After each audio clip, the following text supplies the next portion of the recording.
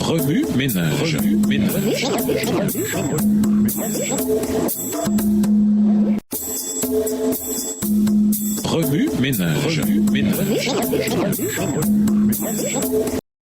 Bienvenue à votre émission Remue ménage. Nous voilà à la leçon de jeudi, s'impliquer, la plus grande culpabilité d'Israël. Lorsque les Israélites, peuple élu de Dieu et témoins de tant de manifestations de sa grandeur et de sa puissance majestueuse, imiteraient les iniquités des païens, leur culpabilité serait aussi grande que celle des nations idolâtres. Bref, à la hauteur des privilèges qu'ils avaient reçus, pas un seul des biens que Dieu avait promis aux Israélites ne manquerait s'ils se conformaient aux conditions en vertu desquelles ces bénédictions étaient accordées. Les anges de Dieu ayant travaillé avec les armées d'Israël pour chasser les habitants de Canaan à cause de leur méchanceté, les Hébreux devaient être exempts des péchés même de ces nations. Ils devaient maintenir une norme élevée de pureté et de sainteté et montrer dans toutes leurs paroles et tous leurs actes qu'ils aimaient le grand maître de l'univers, qu'ils le craignaient et lui obéissaient. Dieu ne saurait sanctionner le péché ni protéger l'iniquité. La justice et l'amour sont les attributs dominants de son caractère. Bien qu'il punisse les transgresseurs de sa loi afin qu'on le craigne, il a toujours tempéré ses jugements avec sa miséricorde. Dieu avait choisi le peuple d'Israël et l'avait rattaché à lui afin d'en faire un représentant de son propre caractère. Il désirait faire de ce peuple un phare pour toutes les nations environnantes, afin que son nom soit glorifié et son service exalté. Malheureusement, leur caractère devinrent totalement avili et satanique en raison de leur transgression. L'histoire des Israélites a été écrite pour nous servir d'exemple. Comme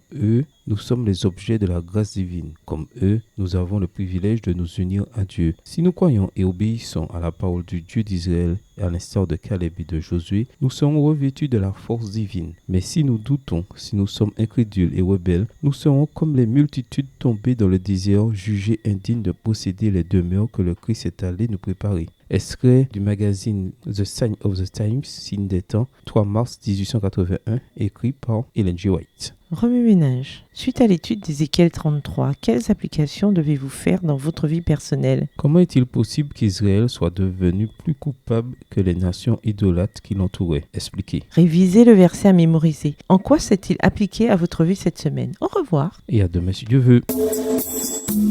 Remue ménage. Remue ménage.